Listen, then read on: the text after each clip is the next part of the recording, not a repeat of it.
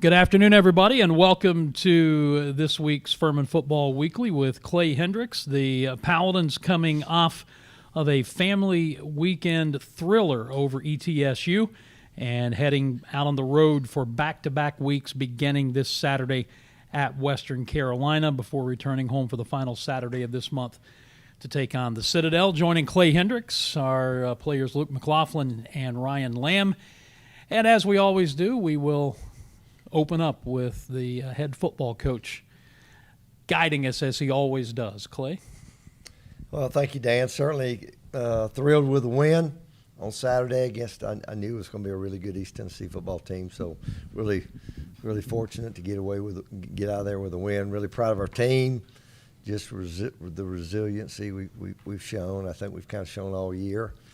I think we continue to improve and get better. Kind of took all three phases of the game, and certainly there's a lot of things we got to do better. A little disappointed that we did a lot of things to hurt ourselves.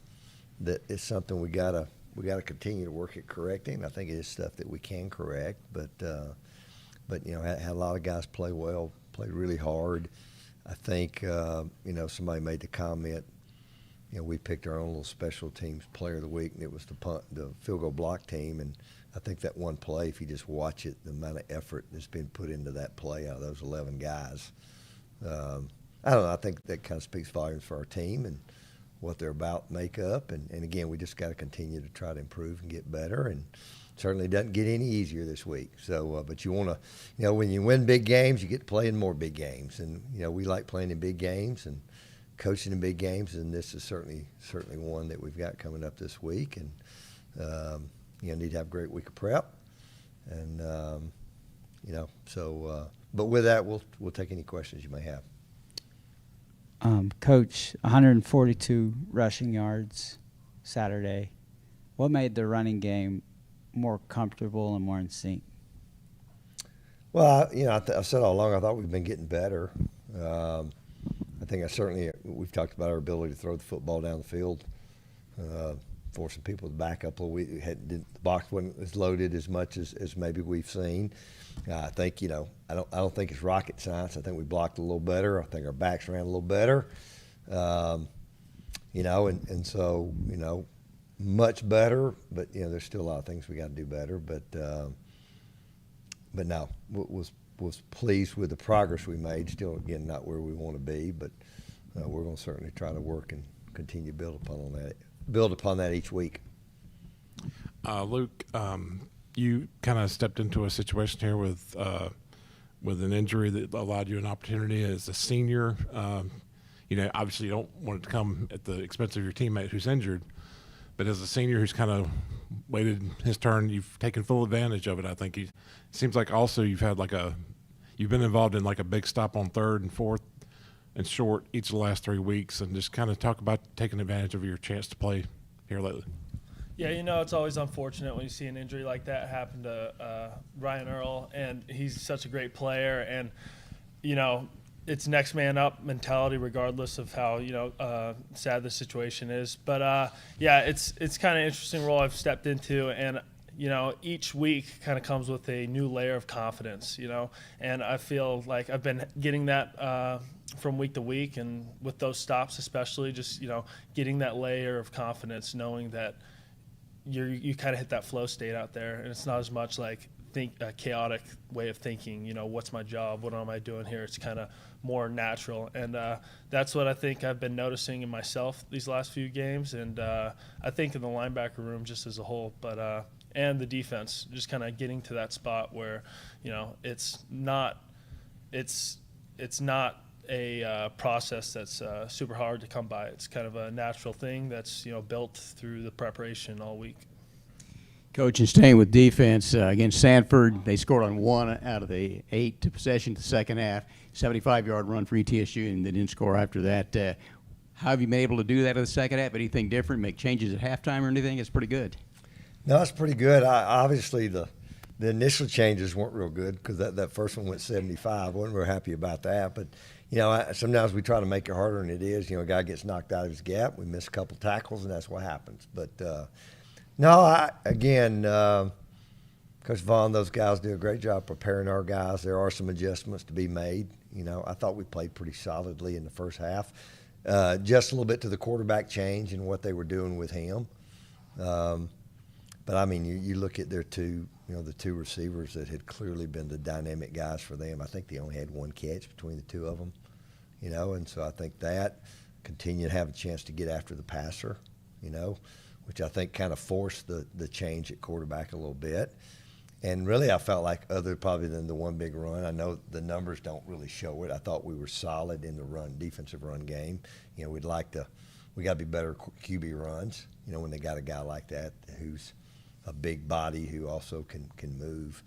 But no, I just think it's just getting a little better as we go. I think our secondary guys, gotten healthy back there a little bit, and a guy like Jordan Miller is a great example that. I think Presbyterian really the first game he's ever played, and he was having to play the whole time because we were down to two guys, and probably wasn't quite ready for that. But then all of a sudden he makes a couple of really big plays, and we need him to continue to progress like the rest of them. Coach, clearly some games offer you real contrast between, first half, second half, first quarter versus second quarter, so forth, and clearly Saturday's game was quite a contrast between the first half and second half. You touched briefly on this in your post game, and you even invoked your head coach Dick Sheridan's mentality. Briefly, just talk about how you addressed your team at halftime, and to overcome a first half where you had a lot of intensity in some plays, probably too much so, led to a couple of flags, and maybe not enough intensity or focus in other areas. Yeah, I mean, we talk a lot here about, not beating Furman. And there's really two ways that we can beat Furman. Largely it's turnovers and missed assignments, and then we don't want pre-snap, post-snap penalties. We ain't had a lot of post-snap penalties. We've had too many pre-snap penalties, and certainly offensively. It hadn't been a big problem, but it was a problem Saturday. I think we started 3 drives at 1st and 15. It was hard enough when it's 1st and 10, without doing that. And, there's lots of factors that come into that, but that's something we can certainly fix. And then, obviously the punt block, should have never happened. Just a basic day one thing that I'm not sure they were even coming hard, but they decided to rush and we didn't block the guy. Again, we'll fix it. We'll move on. A couple other things that you go back and look at it, and, penalties are part of the game. There's a lot of them you commit that don't get called, and there's a lot of them that get called that probably wasn't a penalty. So it kind of evens out. But just those simple little things, I thought was where we just kind of continue to put ourselves behind the 8 ball a little bit. And it's a little bit of situational football again. I keep saying we keep leaving points out there, and that's going to catch up with you. Catch up with you sooner or later. But, they responded. I thought other than, obviously the first play we didn't want to have happen. But, I think also the center guard did a really good job on our nose, and the back made a really good run. And sometimes that happens, I think we were kind of where we were supposed to be. We just didn't make a play, And, but then Jordan turns around and makes a play, knocks that ball out. Certainly the pass rush we had the last play of the game was really the whole – quarterback didn't have a chance to get the ball thrown, which should have been a pretty quick throw. But, again, that's something we got to continue to get better at. I haven't had a chance. I've really had this great desire to watch the replay of Western Carolina and Wofford. Number one, Wofford almost beats everybody. But number two, how do you hit 46 straight passes and just score 23 points? I just want to see it because I wouldn't have thought it was possible. Well, first of all, I think it's pretty remarkable. I think you and I could toss money from here to me and you back. We probably couldn't throw 46 and somebody not drop one of them or miss them. So that's pretty remarkable. I think they've changed a little bit offensively when you watch them, even with him. And there are a lot of short, get the ball out of your hand, But then they're certainly going to throw it down the field on you too. There's probably a little bit more of that. But yeah, I think Wofford, you look had a good plan. Their plan was to keep the ball in front of them. Western's a team that creates a lot of explosive plays offensively, and you got to try to limit those, and they did a phenomenal job of that. And you got to tackle them. I remember the game Sanford a couple of weeks ago. They killed Sanford with catch and runs. So I think they controlled. There were a couple turnovers, but yeah, and really if they could have gotten off the field on third down, fourth down a couple of times better, that was really the difference in the game. But because they didn't have a lot of success offensively, Wofford didn't, and returned to punt. But yeah, when somebody first told me, they gave me how many he completed, what his was, and they said, "What do you think the score was?" So that's not what I would have guessed either. That was a little bit of an odd deal, but you still gotta, they still want to run it. I think they'll certainly try to run it on us too. But yeah, that was kind of you don't see that very often. Ryan, in our radio pregame, I do a segment with Ed Patterson, who was an offensive lineman on the '88 national championship team called In the Trenches.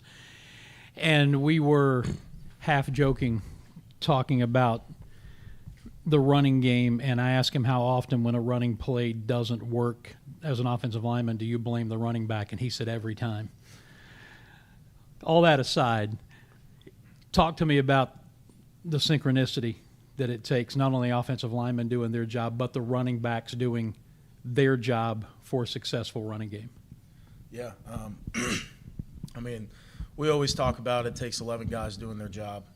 As an offense, that's kind of the disadvantage you have is if you have one guy mess up, they can mess up the whole play. Whereas on defense, if you have a guy out of gap, you can have someone kind of fill that hole. So for us, what we've been really focusing on, particularly as a group, offensive line group, is being on the same page with one another, knowing where each of us are going to go, what our job is, and just remaining steady throughout the game.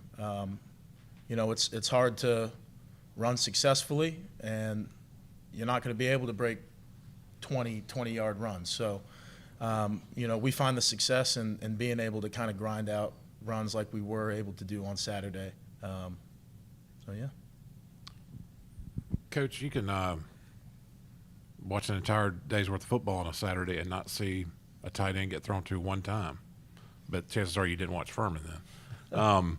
But going back to Trent Sansbury, Luther Broughton, and then in your time as head coach, you've had so many different kind of tight ends, and you've been able to take advantage of all the things they can do well, it seems like. Can you speak to what the tight end means to this offense? Yeah, I think you go back. Hunter's seen the number. We've had like a crazy number of all-conference tight ends and guy with a long history of it here. I think what's kind of interesting from the time since I've been back here, we've always had some good ones. I don't think we ever pigeonholed ourselves into just a certain style of guy.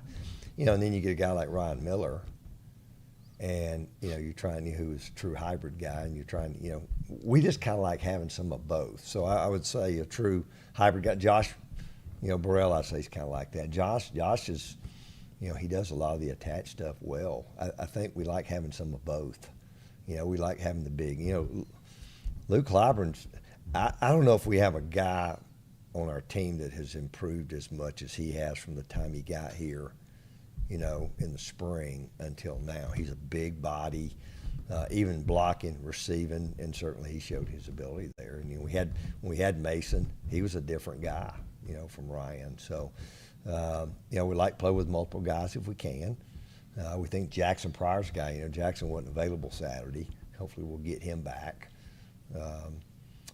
So we'll continue to try to have a couple of both guys. It is nice to have a big body that you can do those things, because when you don't have him, it certainly limits you. You try to put another offensive lineman in the game, which makes it a little more challenging to do some of the things you want to do. So I think we'll continue to recruit those kinds of guys, and again, we'd like to have some of both kinds.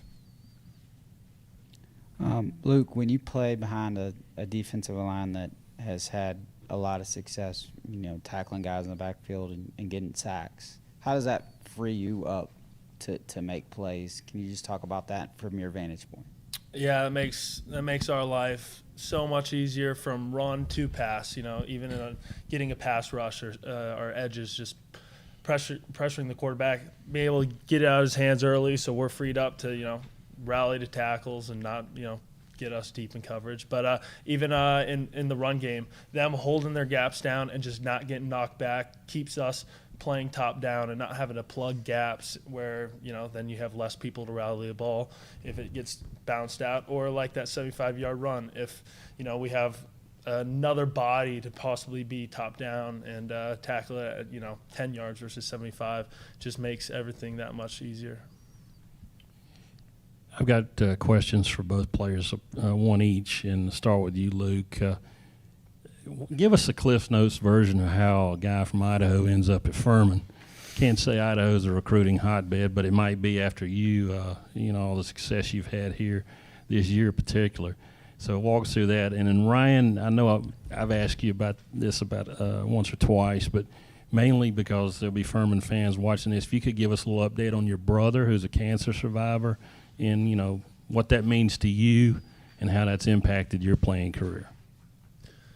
I always say I kind of recruited myself. I sent out film to a bunch of places. I was kind of one of those COVID kids, so recruiting wasn't, if you weren't one of the main guys, you weren't getting looked at real heavily, even up there, And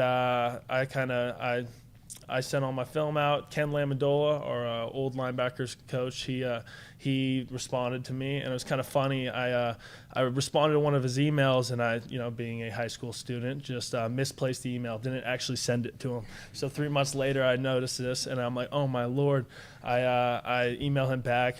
He was kind of passive. He's like, well, we'll see if we have something. And I was like, oh shoot, I wasted it. But he finally responded back, got a preferred walk-on, and then, made my way down here. And funny enough, I got a family friend who lives 15 minutes from here. I use his place quite often, and that's a good connect. But other than that, I am kind of a lone kid out of Idaho. Not much, never really been down to the South besides, Greenville, South Carolina. So this is my roommate, by the way, and he's brought a lot of fun memories. We've had an opportunity to go up to Idaho a couple times, so I love it there as well. But in terms of my brother and stuff, he had leukemia when I was in high school, and he's 5 years older. And he was playing college football in South Dakota when he was originally diagnosed. And so that initial kind of journey for us was obviously something you don't really know how to prepare for or handle. And, one thing that I admire about him is throughout this whole journey, he's been able to kind of remain steadfast and positive in all the challenges thrown at him. And then 2 years ago, he underwent a bone marrow transplant, and it was successful, and he's been cancer-free now for a little over 2 years, I believe. And he's just continuing to prove every day. He's a hard – I mean, I don't know how to – it chokes me up a little bit. I mean, it's my brother, so I'm just so grateful to have him here, and he's had an opportunity to fly out here and come to a couple games, and and I'm just happy that he's doing good.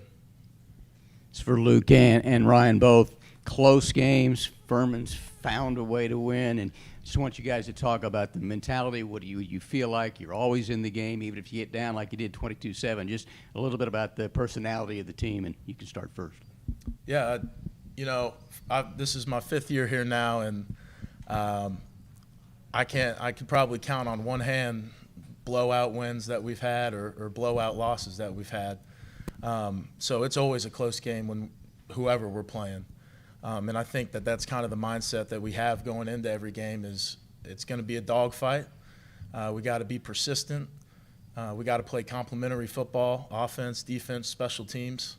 And one thing that we've taken from last year and kind of brought to this team this year is just not giving up. I mean, there's an opportunity for us as long as there's time on the clock. So we know offensively I trust the defense to get a stop, and I'm sure they feel the same with us to score some points. So I think, and as this season's progressed, that confidence in one another has improved and will continue to improve.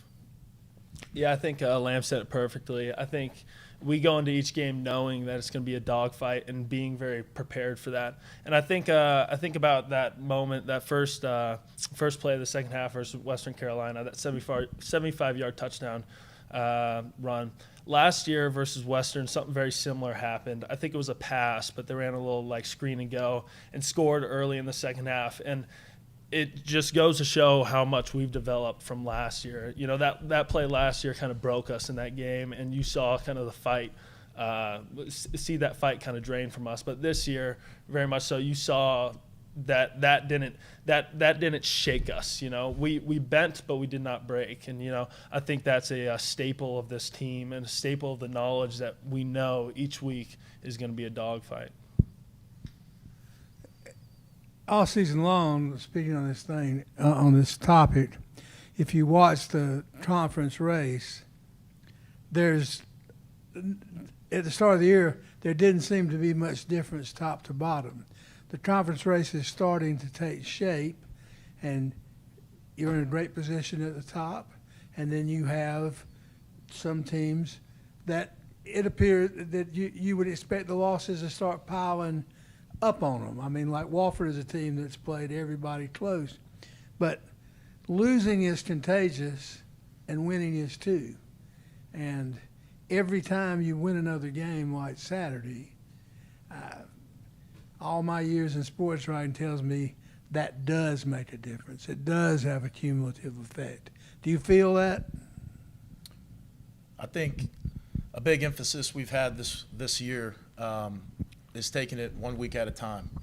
Kind of our team motto, especially in the O-line room, but I know it's kind of spread to the entire team, is 1-0 this week. We've been trying to not really pay attention to what other teams are doing until we're lined up against them or we're preparing for them. And one of the things about our league, I think, is everybody, you know, if you underlook someone, they could come back and slap you in the face. So I think we have the approach to respect every opponent that we have coming up and working hard to be prepared for each person. This is for Luke and then for Coach to follow up on. By the way, until Ryan mentioned, I thought I might have been the only other person in the room to have been to Coeur d'Alene, Idaho. I don't know, maybe Coach being out there at Air Force all those years. You're close enough to Canada to see a Tim Hortons from there, right? Yeah. All right, good stuff. I talked to Dwayne Vaughn about you last week, and he related the story that maybe 3 years ago, because of linebacker depth, they moved you to Bandit. And then said the next season you came back and asked to be moved back to linebacker, knowing that playing time was going to be minimal, but you wanted to be as prepared as possible for when your time came, which obviously has happened this year. That is so far away from what we're seeing from most of college football these days. So why would you do something like that? And then, Coach, what does it say about this program and this team?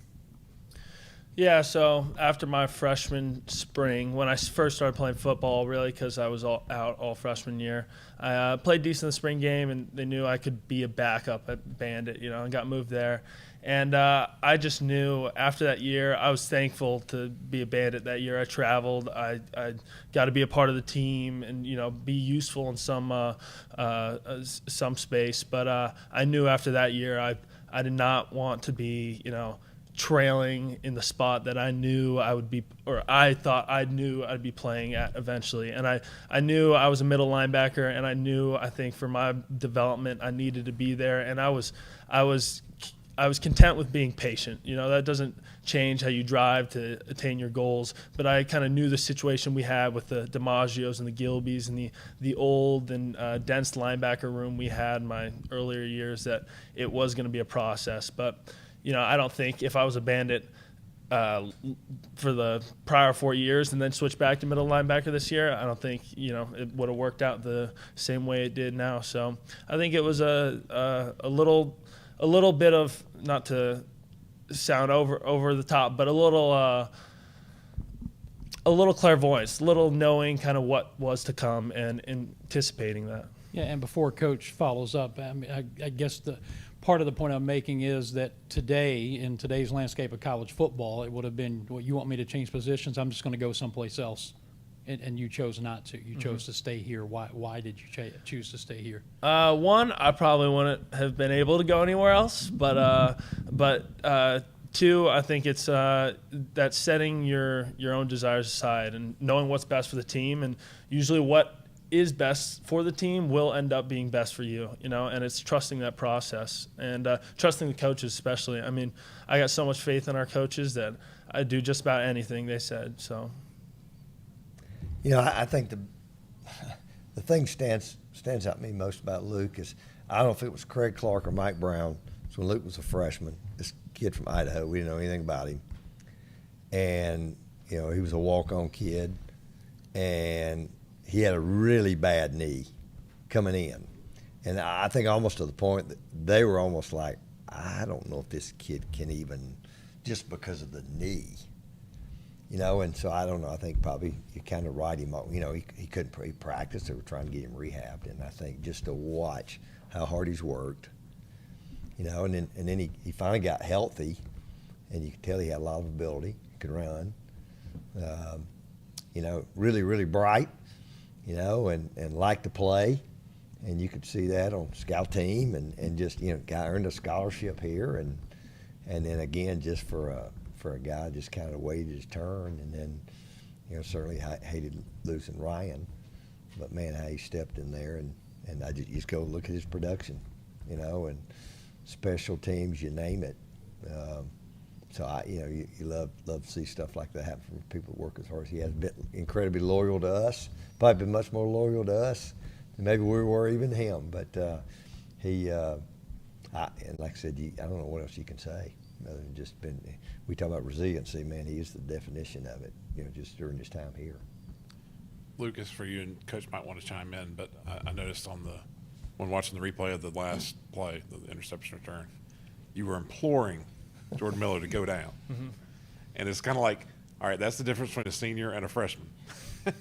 Because the freshman wasn't having it. But I guess if he's not going to go down, he did the next best thing, right? Mm-hmm. Yeah, he certainly did. I mean, if he gets tackled right there and he fumbles and they get the ball back and they kick a 50-yard field goal, then you're like, oh my Lord, why didn't you go down? But if he runs it back, scores a touchdown, and we're all hooping and hollering in the end zone, it's like, who cares? But I think for future occurrences, I think he now knows to get down, and he will next time that happens. Yeah, it's been mentioned to him a few times already, but somebody asked me what I was thinking. Well, I thought the same exact thing. First happened was catch it. I saw the ball wasn't going to be able to make it because the quarterback got hit, and catch it, because if you don't catch it, they still can come out there and kick a field goal, and then he starts running. It's get down. That's the coach in me, and I didn't see Luke till I saw it on the video. Trying to get him to get down, and he was over there on their sideline, and there probably was a little part of me that said, keep running, see if you can score another touchdown. But yeah, I mean, because in fact, I think it was Vaughn had actually just covered it on the sideline, even for the series, or during the series about what you got to do. It's kind of that old adage too, when you're up 1, you take one back and go up by 8. And they get the ball back with 30 seconds. If you fall down, they're not going to get the ball back. So again, teachable moment. You got teachable moments in every game. That's certainly a good one to learn from. He scored his touchdown, so hopefully he gets in that situation again, which I hope he does. Then he will go down. Coach, looking at what the remarkable game that Teron Dickens had last week, and I think he's 6-1 as a starter and throwing something like 24 touchdowns and 3 interceptions. If you look back to last year, what makes it so challenging, to face a guy that's been so efficient, just in a short amount of time playing quarterback? Probably the best answer to that would be just say yes. Yeah, I mean, and not just Saturday. You know, I guess now he's played 3 games this year. He didn't play the first 3, but you know, he's extremely accurate, very mobile. Will run. They run him some. You can tell he's a really good decision maker. You know, so I mean, he's kind of the total package. You know, and certainly they go as he goes. And you can see that a little bit last year. He was a freshman being played in there. I think maybe, I don't know if I remember right, maybe East Tennessee was the only game. I think that was the week before we played East Tennessee. Yeah, I mean, golly, it's and again, he knows where he's going with it. He's got great pocket presence. He can escape up through the pocket. He can bail outside the pocket. He throws it really well on the run. So, I mean, he creates all kinds of challenges. You know, and you want to, we got to pressure him. We got to be able to do that. You got to be able to mix it up. There's times you need to drop. There's times you need to pressure. You know, so and it's not like he hadn't seen it. But again, they do a lot of stuff. A lot of those throws, I don't know. We didn't look at percentage, but a lot of those balls are out of his hand right now. You're not going to get to him as quickly as they throw it. So yeah, it is a unique challenge in lots of ways. All right, Coach, I'm getting the wrap-up sign from over here, so I'll give you an opportunity to close us out before we tell folks about the broadcast info and wrap up another one. Yeah, just speaking on what I just said, you know, I think maybe I'm wrong, but I think there's 3 teams without a loss in the conference, and after Saturday there won't be but 2 at the most. I think there won't be but 2. I think Mercer has maybe an out-of-conference game. So, you know, you want to be in these kinds of games. We're trying to win a conference championship. Certainly, this is a huge game, you know, for both teams. It's not a season-ending game either way because there's still a lot of football to play. But certainly, it is a big step if you can get it done. And we'll certainly have our hands full in all regards. Really talented group. I think they have a really good system, you know. And Coach Bell, that system, he's been successful with a lot of different quarterbacks. It's a little different this year. They've tweaked it a little bit, but it'll be a huge challenge for us. And but I think one we're certainly up for. You know, we're getting better. I think we're doing a lot of really good things. We can play better. We can play a lot better. It'll take all 3 phases on Saturday, but it'll be a fun environment to go up there and play. It's a place that we've played pretty well. And I think this maybe somebody reminded me, this was my 33rd Furman Western game, I think. So I've been up there a few times. We've been up there, and it's a place, you know, we've been a good road team. It's like we've been a pretty good home team. So I have no doubt our guys will be excited to go play. Just got to have a great week of prep. And, you know, I like kind of where we are health-wise, and I don't think at this point in the season anybody feels perfect. You know, East Tennessee, I was not expecting. I actually didn't think we'd see some of those guys. They had them all back. They may not have them all, but they had a bunch of the guys that didn't play the week before against Mercer back. So it's just that time of year, and you know the ankles are a little sore, and knees and shoulders, and it's who can go put a good plan together and go execute it. And you know, but it'll certainly take our best effort to go get it done. I thought you were going to break into head, shoulders, knees, and toes, the little song there for a minute. Yeah, a little bit of everything.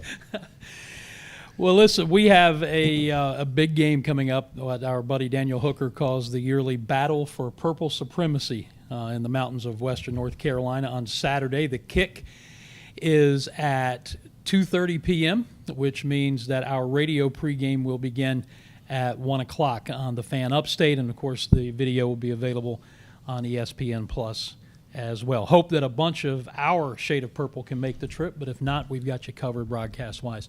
Thanks to Luke McLaughlin, to Ryan Lamb, and as always, to head coach Clay Hendricks. For all of them and all of us at Furman, I'm Dan Scott. God bless you, and so long, everybody.